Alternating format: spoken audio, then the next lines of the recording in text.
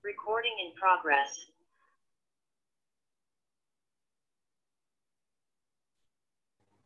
Kelihatan PPT-nya? Kelihatan.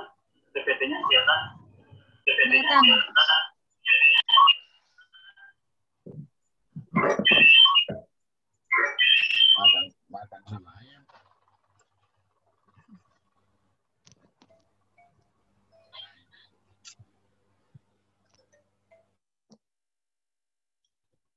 Kemudian Bismillahirrahmanirrahim.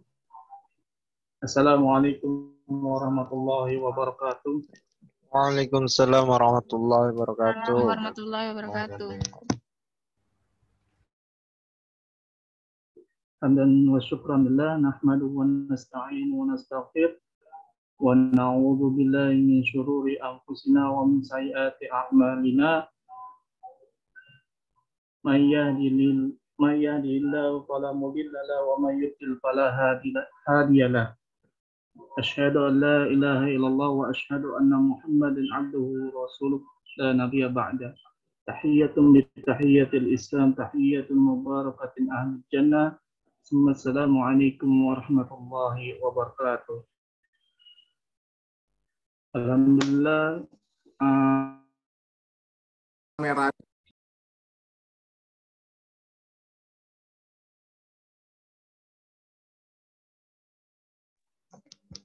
Suaranya putus-putus ya? Diskusi pada malam hari ini yaitu diskusi tentang sosiologi pendidikan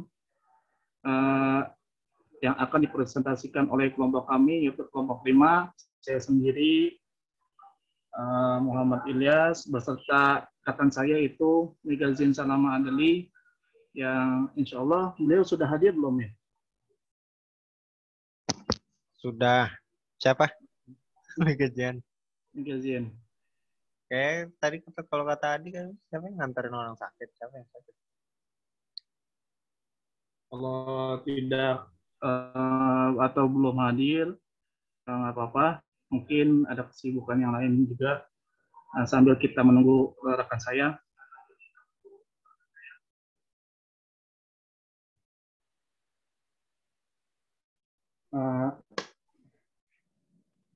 Yang saya hormati dosen pengampu kita, yaitu dosen mata sosiologi Pak Darmawan MPDI. Mudah-mudahan Allah memberikan sehat afiat baginya serta bisa membimbing kita pada malam hari ini. Amin. Serta kawan-kawan kita juga, yaitu kawan-kawan yang ada di semester 4 kelas 4C PAI. Mudah-mudahan Allah mudahkan kita dalam belajar materi ini.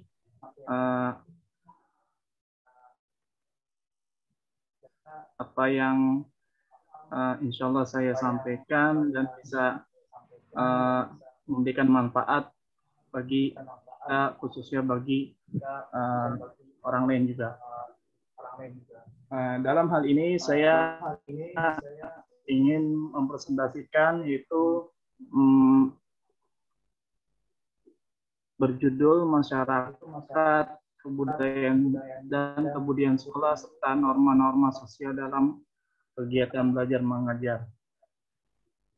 Yang kita perlu ketahui, terutama dalam pengertiannya, kita akan menanyakan atau akan mendapatkan sebuah pertanyaan,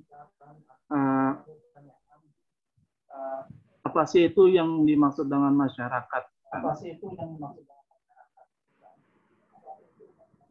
Kalau kita tarik pengertiannya, masyarakat adalah sebuah wadah atau segenap hubungan sosial. Bang Ilyas, mungkin salah satunya bisa dimatiin kali ya? Suaranya mantul. Boleh. Mantul. Ya. Sudah? Sudah. Ya. Oke, siap. Terima kasih, Saudara Chandra. Sama-sama. Kita ulangi lagi ya. Apa sih yang dimaksud masyarakat? Dari pengertiannya, kita ketahui bahwa masyarakat adalah sebuah wadah atau segenap hubungan sosial sekelompok yang terdiri dari beberapa kelompok atau tiap-tiap kelompok yang memiliki kelompok kecil atau subkelompok.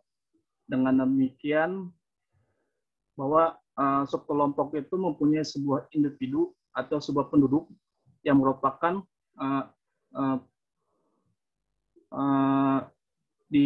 dimaksud bagian dari masyarakat atau pengertiannya sebagai masyarakat yang tugasnya dan pokoknya itu untuk bisa memberikan kemanfaatan bagi daerah sekitarnya, terutama daerah tempat tinggalnya,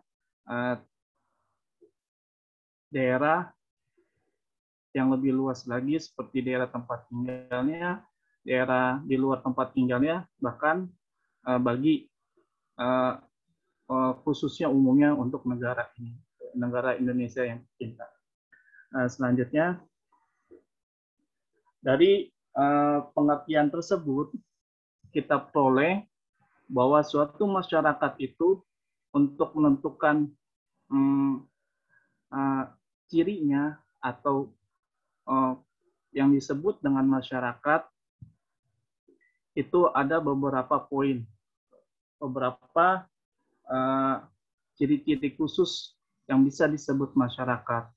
Yang pertama, masyarakat itu adalah yang tinggal pada suatu daerah atau wilayah tertentu. Jadi masyarakat ini bisa disebut yang bertempat tinggal dari suatu daerah atau wilayah tertentu dengan ikatan geografis. Yang kedua, masyarakat itu hidup bersama dalam arti luas. Jadi masyarakat ini mempunyai jiwa sosial yang tinggi, satu sama lain bereratan atau berkaitan dan tidak terputus satu dengan lainnya. Yang ketiga itu masyarakat bisa disebut juga yang mengadakan hubungan atau interaksi suatu sama lain yang teratur dan tetap. Jadi ciri-ciri masyarakat ini adalah yang saling mengadakan hubungan, saling berinteraksi antara satu dengan yang lainnya, yang tetap, yang tidak berubah ikatannya, dan menjalin kehidupan di daerah tersebut. Yang selanjutnya itu masyarakat bisa juga dikatakan sebagai akibat antar hubungan atau interaksi antar manusia. Jadi masyarakat ini mempunyai ciri-ciri bisa sebagai akibat hubungan atau interaksi antar manusia. Selanjutnya, yang kelima itu masyarakat itu mereka akan terikat satu sama lainnya karena memiliki kepentingan bersama. Jadi masyarakat itu tujuan hidupnya itu memiliki kepentingan bersama, tujuan yang sama, goal yang sama, dan tidak ada gap satu dengan yang lainnya, mempunyai cita-cita keinginan yang sama. Selanjutnya itu masyarakat itu mempunyai ciri-ciri hidup bersama. Jadi hidupnya itu bersama-sama, saling rukun, saling tentram, saling memotivasi satu sama lainnya, saling membantu sama yang lainnya. Yang selanjutnya itu masyarakat itu mempunyai tujuan bersama dan oleh karenanya mereka memiliki kepentingan bersama. Jadi masyarakat ciri-cirinya ini mempunyai kepentingan bersama gitu. Mereka tidak satu sama yang lainnya acuh tak acuh atau semasa bodoh gitu kan. mereka saling mempunyai goal atau tujuan yang sama agar bisa mensejahterakan, bisa memakmurkan daerahnya tersebut. Yang selanjutnya itu, masyarakat itu bisa dicirikan mengadakan ikatan atau kesatuan antar dasar unsur-unsur sebelumnya. Jadi masyarakat ini mempunyai pengalaman dari yang terdahulu seperti budaya-budaya yang melekat pada masyarakat tersebut. Selanjutnya, masyarakat itu mempunyai ciri sadar akan ketergantungan satu sama yang lainnya. Jadi masyarakat itu mempunyai nilai peduli terhadap manusia yang lain, terhadap sekitarnya, terhadap situasi kondisi apa yang terjadi pada daerahnya hingga negara ini. Selanjutnya, masyarakat bisa dicirikan berdasarkan sistem yang bentuk dengan sendirinya membentuk norma-normanya. Jadi masyarakat ini dalam artian itu masyarakat bisa membentuk atau membuat suatu kebijakan, dalam hal ini bersepakat untuk bisa mensejahterakan individu yang di dalamnya agar bisa mengikuti norma-norma yang ada. Selanjutnya, masyarakat mempunyai ciri itu tujuan bersama karena mereka memiliki kepentingan bersama. Jadi masyarakat ini kepentingan di atas kepentingan individu itu tidak boleh didahulukan. Jadi masyarakat ini mempunyai ciri bahwa kepentingan bersama merupakan suatu hasil yang harus disepakati, suatu hasil yang bisa dijadikan nilai untuk saling gotong royong antar satu sama dengan yang lain. Yang selanjutnya, ciri-ciri masyarakat itu atas dasar unsur-unsur di atas akhirnya membentuk kebudayaan bersama dari hubungan antar manusia. Jadi masyarakat ini akan membentuk kebudayaan sama dari hubungan antar manusia. Jadi keterikatan antar manusia satu dengan yang lainnya itu akan membentuk sebuah kebudayaan, di mana sebuah kebudayaan ini akan membuahkan nilai dan estetika yang baik bagi kehidupan masyarakat tersebut. Selanjutnya, setelah kita menjelaskan tentang ciri-ciri masyarakat, kita beralih ke kebudayaan. Jadi, kebudayaan ini penting bagi kehidupan masyarakat, terutama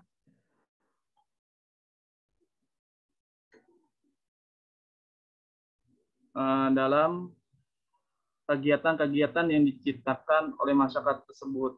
Jadi kebudayaan ini bisa menghasilkan sebuah kegiatan atau penciptaan akal budi manusia. Jadi kebudayaan ini memiliki pengertian yaitu dari hasil kegiatan dan penciptaan akal budi manusia. Selanjutnya, kebudayaan tersebut itu berasal dari kultur atau bahasa Belanda yang artinya mengolah, mengerjakan, menyuburkan, mengembangkan, terutama mengelola tanah dan bertani. Jadi pengertiannya ini bukan hanya mengelola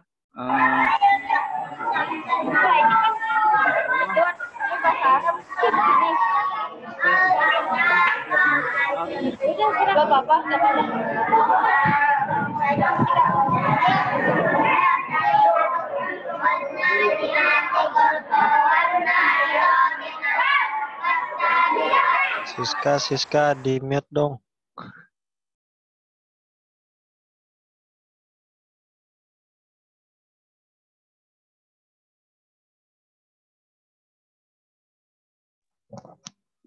Bang Ilyas jangan di-mute dong.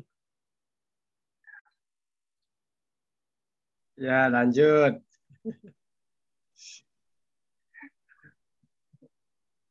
Halo, ya, Lanjut.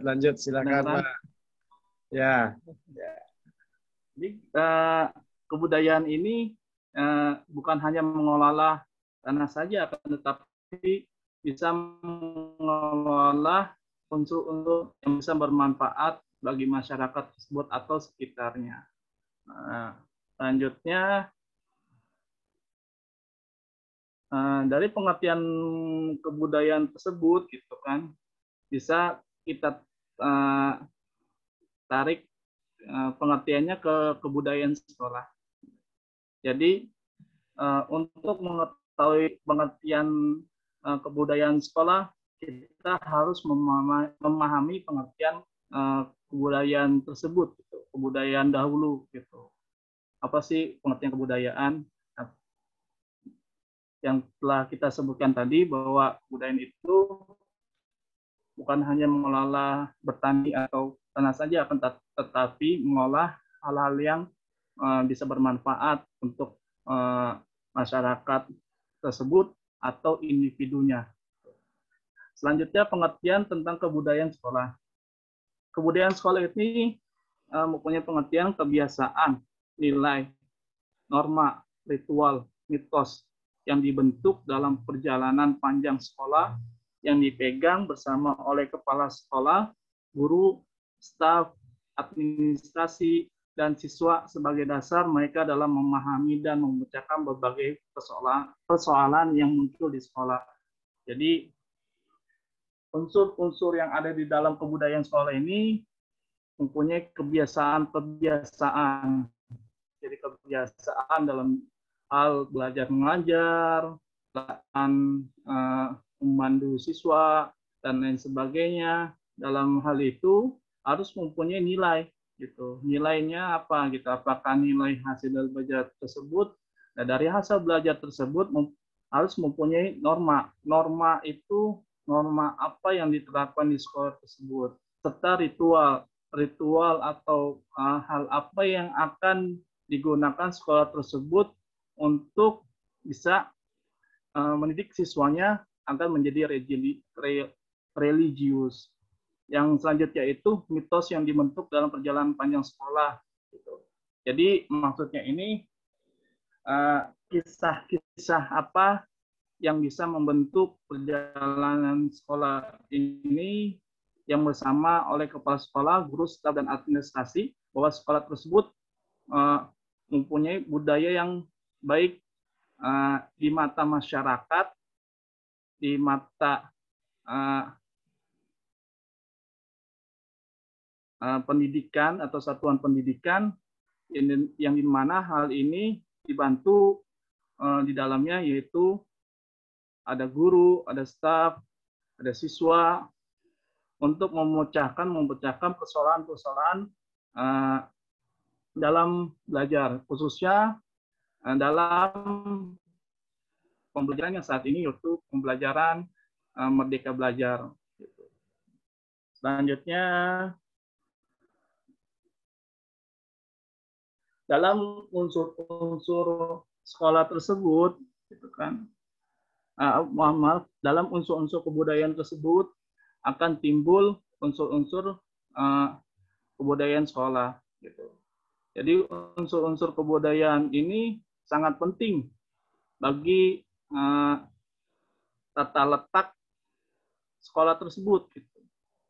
Tata letak untuk dilihat oleh masyarakat.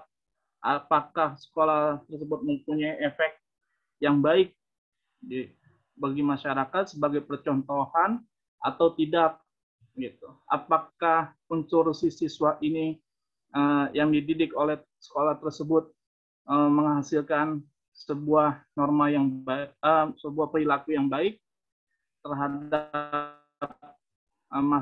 masyarakat sekitar atau tidak. Dalam hal ini kita lihat bahwa letak lingkungan dan prasarana fisik sekolah atau gedung dan perlengkapan lainnya. Jadi letak sekolah ini bisa mempengaruhi sikap masyarakat terhadap sekolah. Yang selanjutnya, kurikulum sekolah yang memuat gagasan-gagasan maupun fakta-fakta yang menjadi keseluruhan program pendidikan. Jadi kurikulum sekolah ini membuat gagasan-gagasan bagaimana sekolah tersebut bisa mendidik siswanya tersebut, apakah bisa bermanfaat untuk masyarakat atau bisa bekerja sama untuk masyarakat atau tidak, atau bahkan perangkat-perangkat yang di dalam sekolah seperti guru, seperti kepala sekolah, seperti hal-hal yang lainnya gitu kan, yang menjadikan unsur-unsur budaya itu bermanfaat atau saling kerjasama dengan masyarakat. Selanjutnya itu ada yang namanya pribadi-pribadi yang merupakan warga sekolah yang terdiri dari atas guru-guru, siswa, tenaga administrasi, tata usaha, dan non-teaching spesialis. Jadi tadi telah disebutkan bahwa kebudayaan sekolah itu tidak terlepas dari guru, siswa, tenaga administrasi yang mengatur segala urusan sekolah. Selanjutnya itu tata usaha serta non-teaching spesialis. Nah, non-teaching spesialis ini khusus untuk membentuk karakter seorang siswa untuk menjadi sebuah pemimpin yang baik gitu, dan bisa dilihat oleh masyarakat menjadi panutan bagi masyarakat.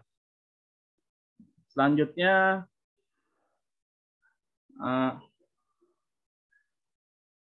dalam unsur-unsur kebudayaan sekolah tersebut akan timbul sebuah hubungan kebudayaan sekolah dengan masyarakat.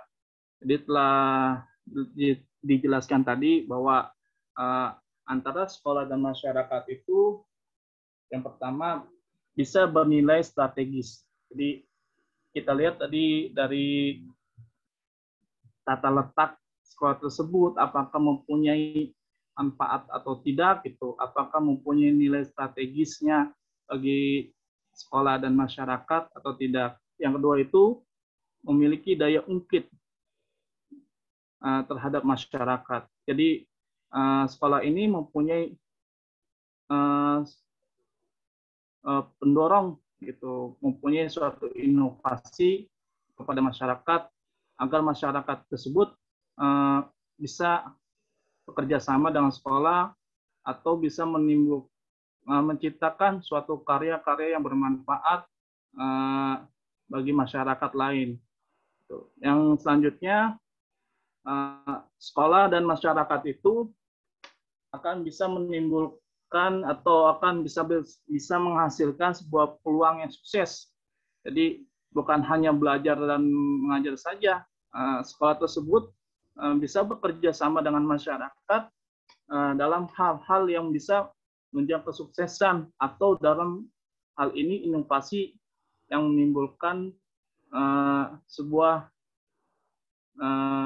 pendapatan. Contohnya sebuah penelitian yang diadakan antara sekolah dan masyarakat, yang hal itu bisa menciptakan sebuah teknologi yang baru, sebuah teknologi yang bisa bermanfaat. Sekolah tersebut tidak hanya sebagai alat belajar mengajar saja, tetapi bisa bekerja sama dengan masyarakat. Selanjutnya, dari pengertian tersebut, kita tidak lupa juga bahwa hubungan antara masyarakat dan sekolah tersebut harus ada norma-norma yang mengaturnya. Dari pengertian norma-norma ini, kita ketahui bahwa pengertian norma adalah petunjuk hidup yang berisi perintah maupun larangan yang diterapkan berdasarkan kesepakatan bersama dan bermaksud untuk mengatur setiap perilaku manusia di dalam masyarakat guna mencapai ketertiban dan kedamaian. Nah, dari pengertian norma ini yang kita ketahui dasarnya bahwa fungsinya itu untuk mencapai ketertiban dan kedamaian bagi dunia. Selanjutnya, antara hubungan masyarakat dengan sekolah akan menghasilkan sebuah norma sosial. Dari pengertian norma sosial ini adalah kebiasaan umum yang menjadikan patokan perilaku dalam suatu kelompok masyarakat dan batasan wilayah tertentu. Norma akan berkembang seiring dengan kesepakatan sosial masyarakat atau yang disebut juga dengan peraturan sosial. Jadi hubungan antara masyarakat dan sekolah ini akan ada peraturan sosial di mana masyarakat dan sekolah ini harus bersepakat, tidak boleh satu sama yang lainnya menyelisihi apa yang dibuat untuk kebersamaan tersebut. Selanjutnya, kita ketahui bahwa dari masyarakat hingga hubungan masyarakat dengan sekolah, maka masyarakat dan sekolah tersebut akan bisa menciptakan sebuah kegiatan belajar mengajar. Nah, dari itu kita ketahui bahwa pengertian dari kegiatan belajar tersebut yaitu suatu keadaan yang dapat mempengaruhi proses hasil belajar siswa. Siswa yang lainnya. Adapun ada yang mendefinisikan yaitu tentang kondisi belajar adalah suatu keadaan yang dimana terjadi aktivitas pengetahuan dan pengalaman melalui berbagai proses pengolahan mental. Jadi hubungan yang tercipta antar sekolah dengan masyarakat, setiap perangkat-perangkat yang di dalam sekolah tersebut itu harus bisa memberikan efek baik dari siswanya maupun dari masyarakat yang dimana bahwa bisa memberikan pengolahan bagi siswanya yaitu berupa mental atau bahkan bisa ke masyarakat yang dimana masyarakat tersebut melihat suatu siswa tersebut bisa bermanfaat atau bisa menjaga keamanan bagi lingkungan sekitar masyarakat tersebut. Selanjutnya, dari hubungan masyarakat tersebut dan kegiatan belajar mengajar, masyarakat akan diperoleh juga yang namanya norma-norma sosial dalam situasi belajar. Nah, di mana norma agama merupakan norma yang tertinggi. Norma yang tertinggi di mana dalam Pancasila itu disebutkan bahwa ketuhanan yang Maha Esa, Pancasila itu. Nama di mana norma ini merupakan norma yang kita anggap sakral, di mana norma ini merupakan yang norma harus dipelajari terlebih dahulu sebelum mempelajari seperti norma kesopanan, norma kelaziman, norma hukum, norma kesusilaan. Itu saja dari kelompok kami. Apabila ada pertanyaan atau diskusi serta sharing, bahkan bisa lengkapi kesalahan yang saya presentasikan, monggo kita diskusikan. Terima kasih. Wassalamualaikum warahmatullahi wabarakatuh. Waalaikumsalam warahmatullahi wabarakatuh.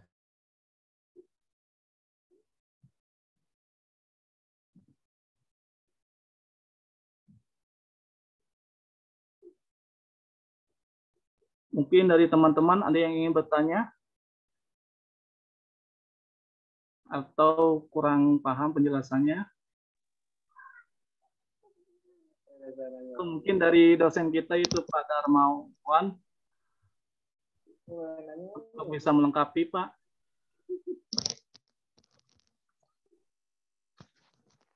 Ilyas, saya boleh nanya kan nih Bang Ilyas? Boleh, boleh.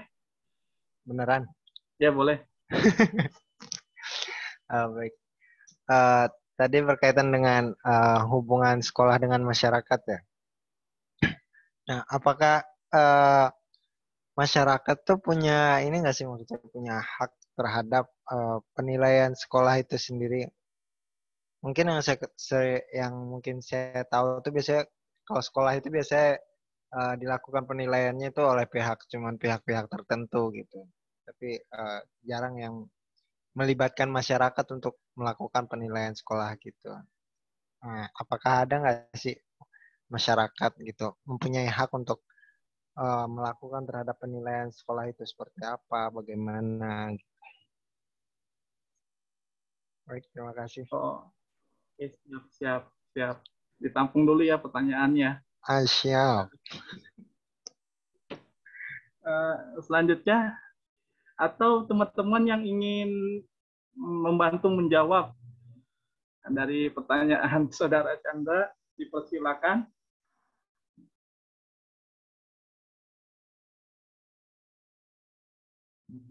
Mungkin dari Pak Munadi, Saudara Salman, Saudara Agung, Saudari Monica, Pak Saiful, Pak Sofian. Sharing ya. Ini yang boleh. Bismillahirrahmanirrahim. Bentar. Agak jawab. Kalau menurut saya jawaban secara umumnya ada. Adapun untuk rinciannya ya, biasanya tuh di sebuah lembaga itu penilaian dari masyarakat itu dalam bentuk komite. Setahu saya gitu. Jadi komite ini mereka juga sebagai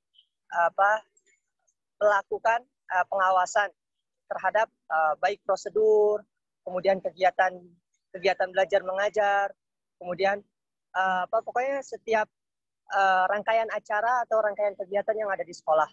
Seperti itu. Jadi, adapun untuk pengawasan bagaimana pengajaran atau proses ya guru mengajar di dalam kelas, itu kalau menurut saya itu lebih dominan oleh pengawas, baik pengawas dari kepala sekolah itu sendiri maupun pengawas yang ditunjuk oleh pemerintah, ya baik per wilayah masing-masing kecamatan atau provinsi. Seperti itu. Kalau menurut saya ada. Komite itu maksudnya seperti kayak gimana ya, Man? Komite itu biasanya sebagai perwakilan dari wali murid. Jadi biasanya aspirasi dari wali murid itu disampaikan ke komite dan nanti komite ini bisa menyampaikan atas yang tadi pengawasannya atau mungkin dalam proses kegiatan belajar mengajar seperti itu. Jadi mereka masyarakat juga berperan gitu. Jadi jatuhnya kan di masyarakat. Ya, komite ini jatuhnya masyarakat, terutama mereka wali murid, bahkan orang-orang di sekitar sekolah itu mereka berhak untuk memberikan masukan gitu. Nah, tapi kan terkadang mereka juga nggak bisa menyampaikan serta-merta untuk menyampaikan tentu mereka juga menampung, kemudian aspirasi tersebut disampaikan melalui komite gitu. Dan komite ini bagian dari masyarakat gitu. Oh, jadi yang nampungnya sekolah gitu, apa ada pihak tertentu yang nampung saran-saran begitu? Apa gimana? Sebenarnya banyak berperan. Ya, masyarakat itu kan biasanya mereka orang-orang yang memiliki pengaruh juga, maksudnya contoh saya orang biasa ya. Kemudian saya ketika ingin memberikan pengawasan atau mungkin ada kecenderungan atau mungkin ada dalam proses kegiatan belajar mengajar atau di luar sekolah, yang mengkhawatirkan, kemudian saya bisa menyampaikan secara langsung. Namun terkadang kita dari kemampuan kita pribadi gitu, kita terbatas ya, karena mungkin kita takut, khawatir, maka kita bisa sampaikan melalui komite aspirasi masyarakat, atau mungkin ke tokoh-tokoh yang ada di wilayah tersebut. Itu bisa kita sampaikan melalui RT ya, kemudian nanti RT menyampaikan ke sekolah yang bersangkutan. Sebenarnya banyak untuk jalur untuk teknis yang untuk mencapai pengawasan yang dilakukan masyarakat kepada sebuah sekolah. Mungkin seperti itu. Siap, syukran. Terima kasih Saudara Salman. Salman. Mungkin nanti bisa ditambahkan oleh yang lain. Ya. Jadi intinya sih sebenarnya dalam suatu sekolah itu ada komitenya, kata Saudara Salman, emang benar gitu. Dalam hal ini komite itu dibentuk dan disepakati dari pihak sekolah juga dan masyarakat. Dan juga komite ini sifatnya itu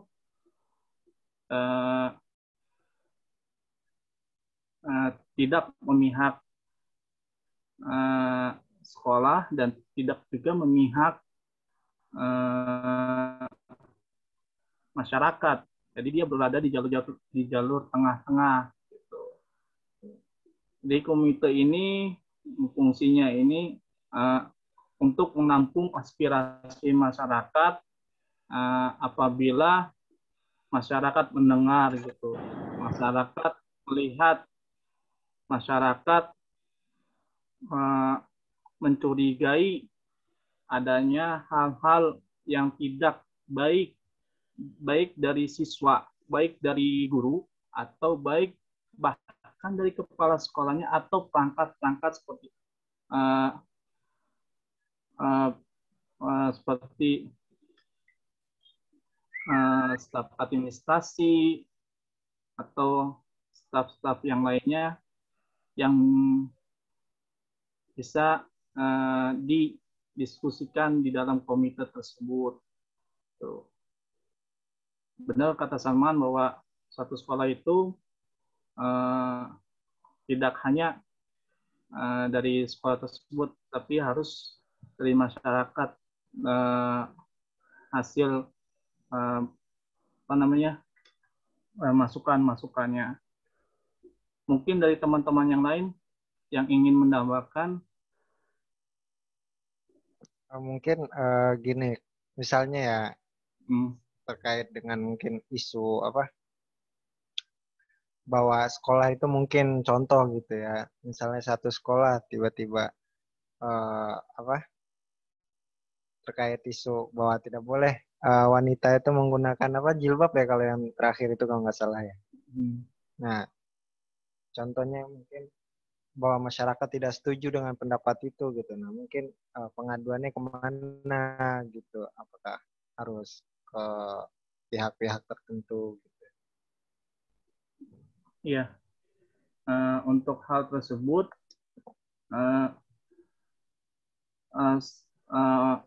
orang tua siswa tersebut ya dalam hal ini bisa mengajukan ke komite sekolah. Komite sekolah itu bentuknya independen gitu. Bahkan kalau dalam hal ini diketuai oleh yang independen gitu, bukan memihak masyarakat atau sekolah gitu. Dia mengambil jalur yang terbaik gitu. Tapi unsurnya dari kepengurusannya itu bisa dari sekolah dan juga dari masyarakat, tapi harus bentuknya independen, nggak boleh memihak gitu. Harus mencari jalan keluar. Untuk permasalahan hal tersebut ya bisa disampaikan ke komite sekolah, dan komite sekolah ini akan dibawa dalam rapat besar gitu antara sekolah dan pihak sekolahnya. Dalam hal ini ke kepala sekolah beserta guru-guru yang mengajar tersebut. Contohnya untuk masalah itu kan sudah didiskusikan kan maka tentang penggunaan jilbab kan. Tapi dalam hal ini masyarakat ada yang pro, ada yang kontra gitu. Tapi untuk hal tersebut tidak usah khawatir karena sekolah tersebut bisa menilai sendiri gitu. Tuh. Bisa menilai sendiri, terutama dalam komite sekolah. Mungkin yang lainnya bisa menambahkan. Sudah cukup, Saudara Chandra? Cukup. Syukran. Mungkin yang lainnya yang ingin bertanya atau ada yang belum mengerti? Ada kamera ya? Atau ada yang lagi sibuk? Kalau tidak ada yang bertanya, langsung saja saya serahkan kepada dosen pembimbing kita, yaitu Bapak Darmawan MPDI. Mudah-mudahan Bapak berkenan untuk bisa meluruskan apa-apa yang tadi dipresentasikan oleh kelompok kami, atau bisa menjadi pencerahan buat kami agar sejelas-jelasnya tentang hubungan masyarakat dengan sekolah serta norma-norma yang ada dalam hal ini, yaitu yang tadi disampaikan pertanyaannya, masalah jilbab apakah dipermasalahkan atau tidak, atau bisa juga tentang Merdeka Belajar ini. Mohon berkenan Bapak Darmawan. Halo Pak. Ya, halo. Ya. Mohon izin Pak. Baik. Bisa. Sebentar ya. Ya. Ya, baik. Sebentar ya, Pak. Sebentar. Ya Pak.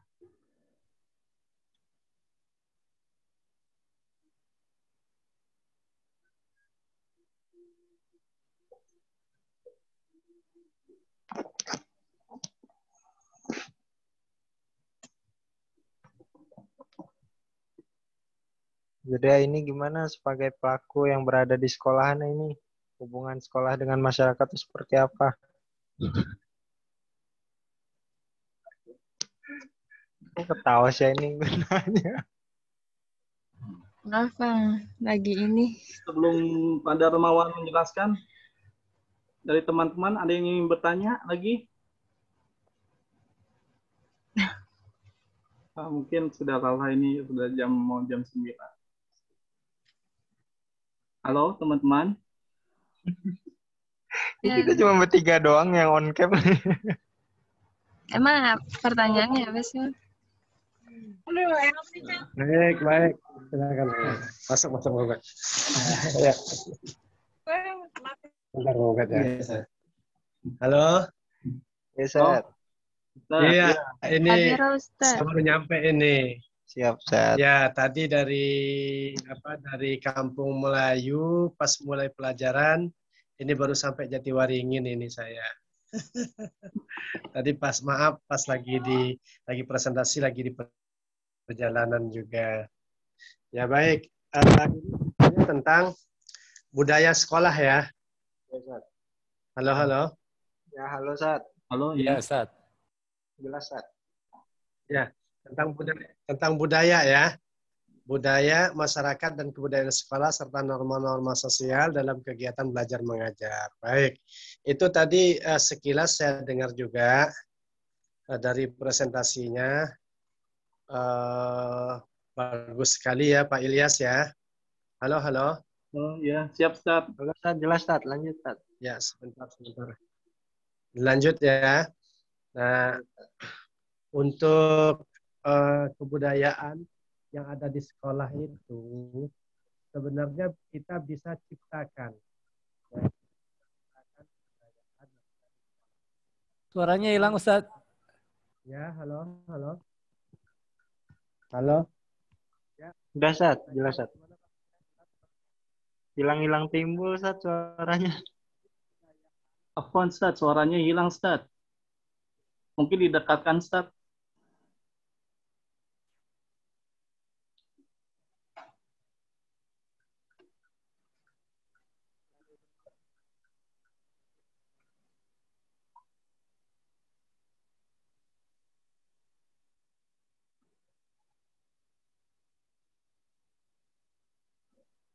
Nah ini Ustadznya hilang lah ini. Nggak ada suara Ustadz. Sabar, Bang. Itu yang tadi bertanya, tulis pertanyaannya di grup ya, Bang? Ya, ya, Tulis jelas semua ya. ini. Ya. Nah, pertanyaan sudah ada di grup apa belum? Belum ya? Belum, Ustaz. Belum. Ya baik, saya jelasin dulu sebentar. Untuk budaya di sekolah itu sebenarnya kita bisa ciptakan budaya di sekolah kita. Misalnya kita diamanahkan satu sekolah, kemudian kita ciptakan budaya di sekolah itu. Mungkin tadinya sekolah ini ada budaya telat, ada budaya terlambat, ada budaya tidak disiplin dari anggota sekolah ya. Maksudnya anggota sekolah itu siapa? Yaitu guru, kepala sekolah, siswa. Kadang gurunya datang ke sekolah gitu ya, muridnya nggak ada. Muridnya lagi di warnet, lagi pada main di warnet gitu ya. Kemudian kadang-kadang ada guru yang muridnya sudah nungguin di dalam kelas, ada gurunya kadang datang, kadang tidak, gitu ya.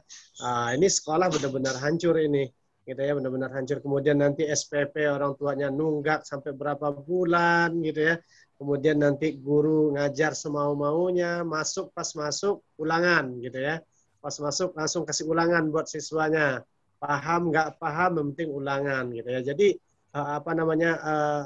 dikatakan sekolah ini sudah dikatakan kalau di dalam istilah bahasa Arab itu la yamutu wa la yahya gitu ya. Nah, mati enggak, hidup juga enggak gitu ya. Dibilang mati ini sekolah ada. Dibilang hidup gitu ya, tapi ya proses KBM di sana tidak berjalan dengan bagus. Nah, maka ketika ada salah satu di antara teman-teman ini nanti diamanahkan untuk memegang sekolah ini gitu ya. Jadi nanti dia harus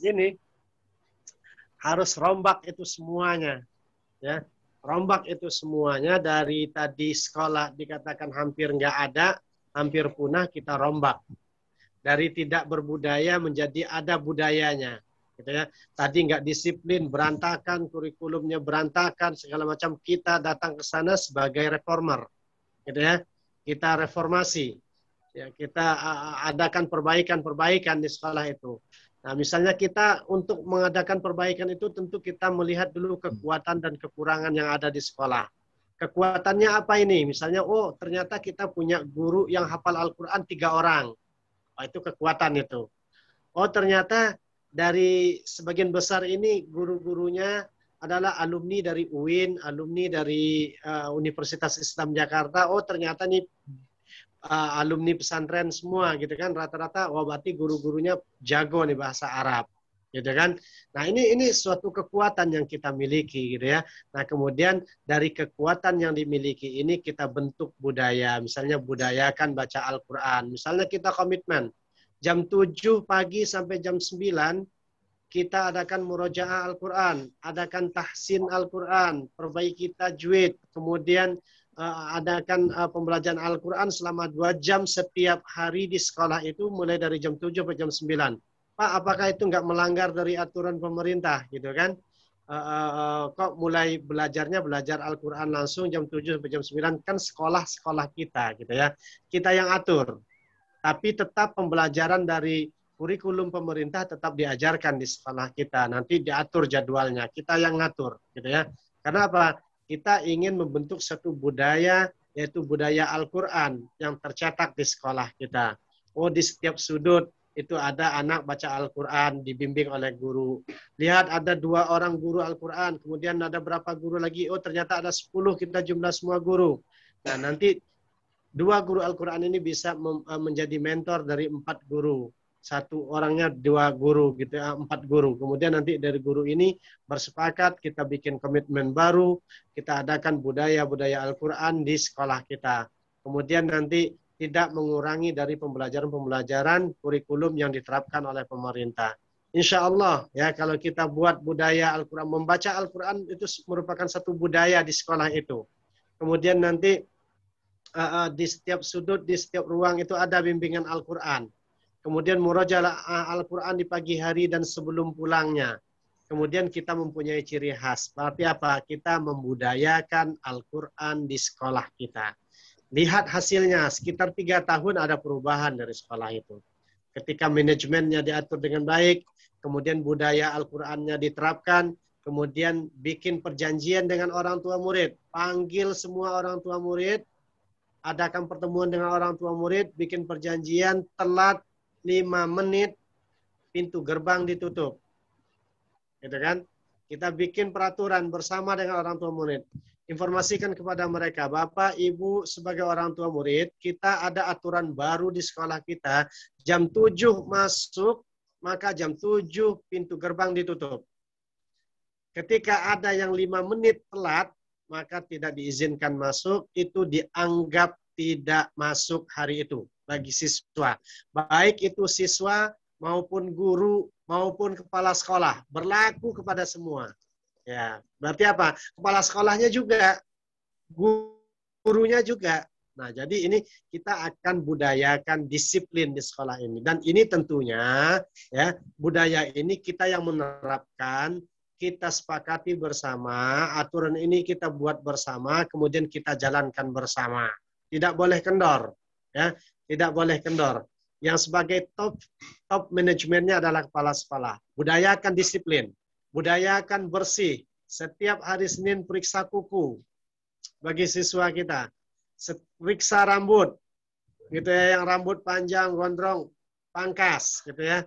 Kemudian nanti periksa kuku, yang kukunya panjang, potong, gitu ya. Jadi setiap hari Senin adakan periksa seperti itu. Ini suatu budaya-budaya yang perlu kita ciptakan di sekolah, gitu ya. Murojaah Al-Quran, kemudian menjadi unggulan kita, kemudian prestasi siswa kita, IPA, matematika, itu harus benar-benar dikuasai, harus 100. Makanya kan kalau kita orang agama ini kan Rabbana atina fid dunya hasanah kan, wa fil akhirati hasanah wa qina adzabannar.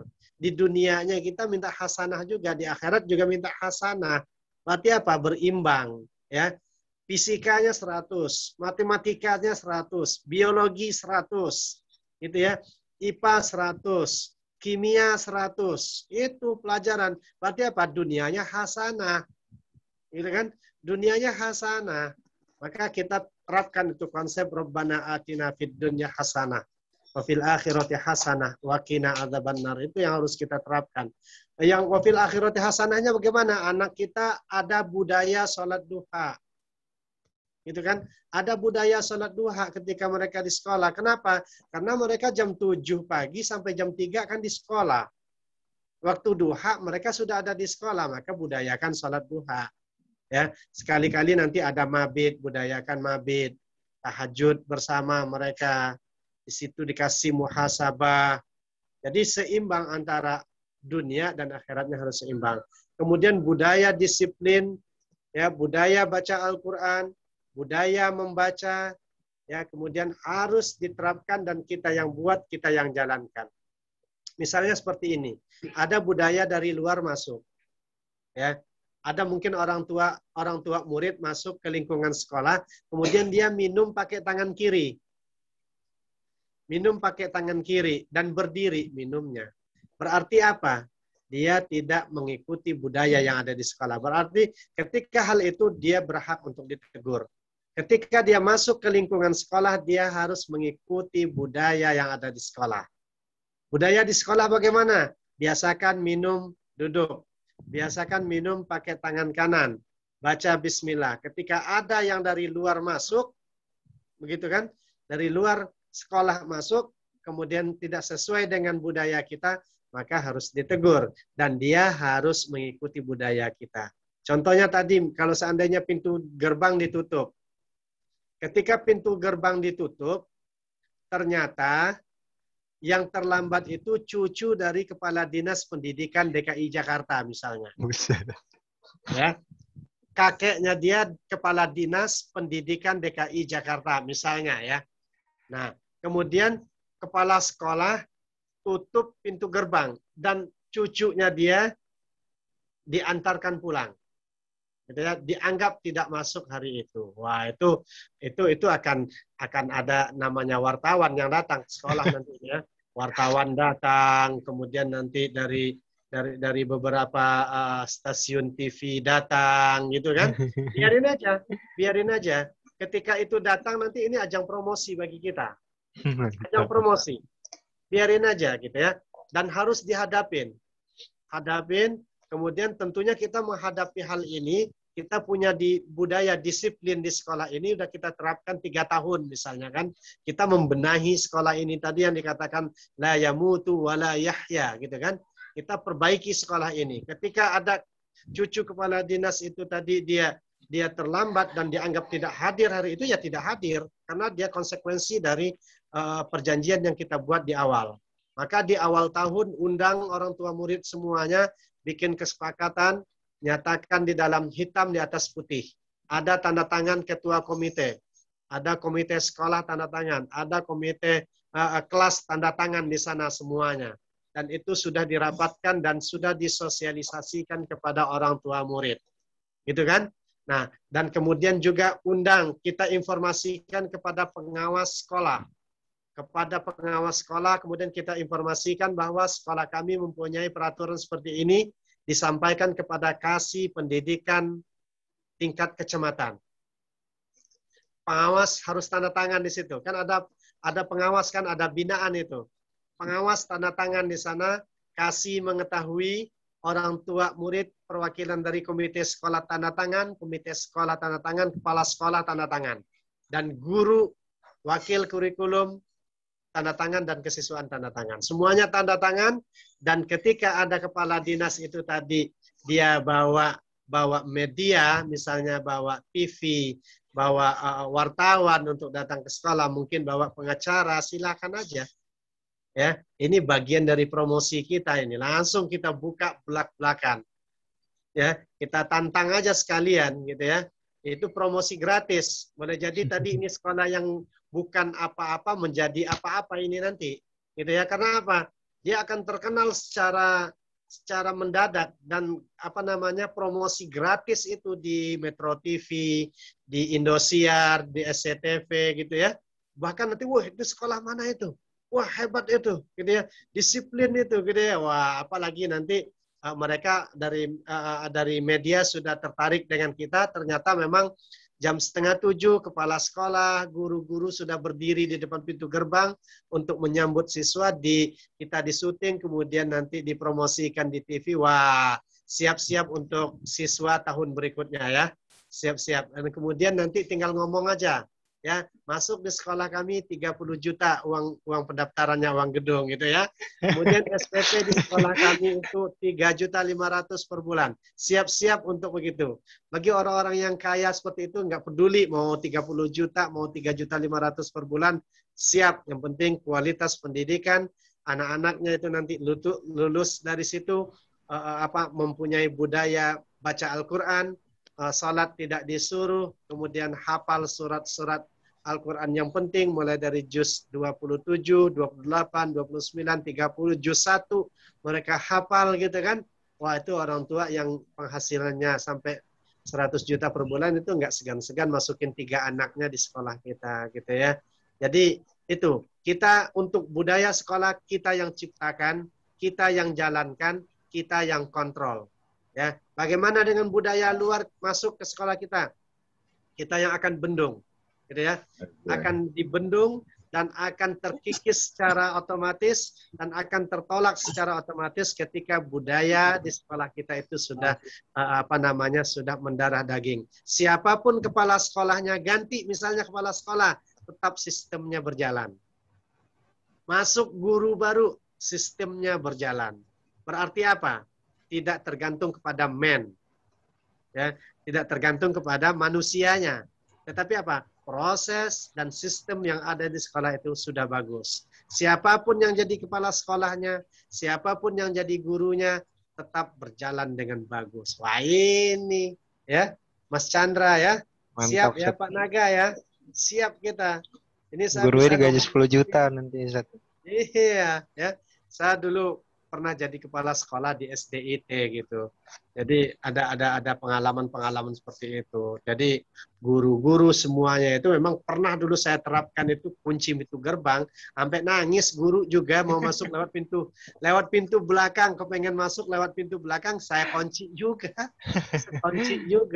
Jadi nggak ada istilahnya mau guru, mau kepala sekolah, mau anak yayasan, kalau dia telat ya pulang. Gitu. Tapi apa namanya sudah disepakati di awal. Silakan mau mereka nanti pas rapat mereka mau ngomong mau apa, ya silakan. Berarti siapa yang melanggar perjanjian? Orang Islam itu kan tidak melanggar perjanjian kan? Allah tidak suka dengan orang yang melanggar perjanjian kan?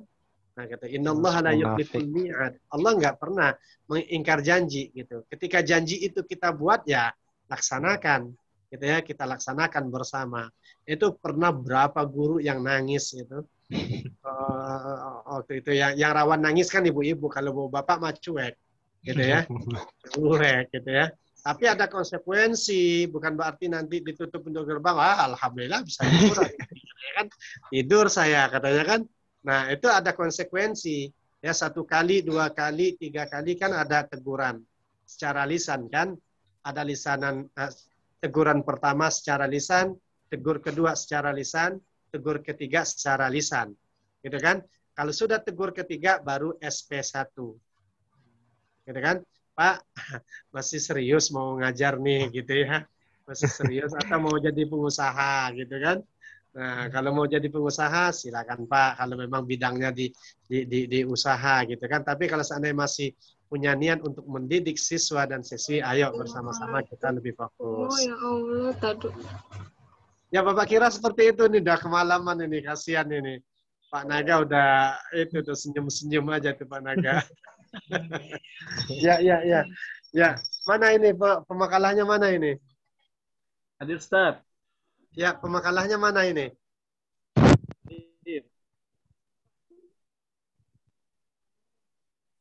Hadir Ustaz, saya Ustaz. Ustaz, suaranya hilang lagi, Ustaz. Suaranya hilang, Ustaz.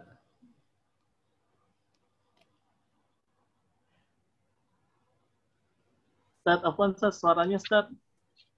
Hilang, Ustaz, suaranya. Suaranya nggak masuk, Ustaz.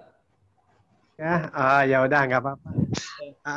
Kadang-kadang sinyal di sayanya atau sinyal di mana gitu ya, yang namanya daring ya begini nih gitu ya.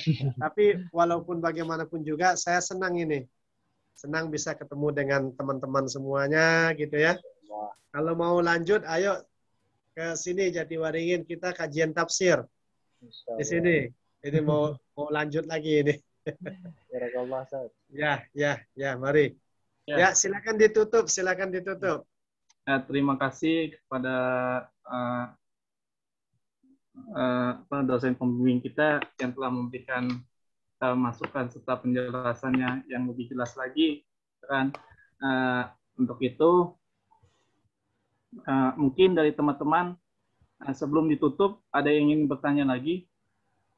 Cukup sepertinya. Kalau tidak ada, saya ucapkan terima kasih kepada dosen, pembimbing, dan teman-teman yang masih bertahan dalam Zoom ini. Saya akhiri. Wassalamualaikum warahmatullahi wabarakatuh. Waalaikumsalam Warahmatullahi wabarakatuh. Ya, izin pamit ya. Ya, makasih Ustaz. Syukran, Ustaz. Ya, assalamualaikum. Waalaikumsalam warahmatullahi wabarakatuh.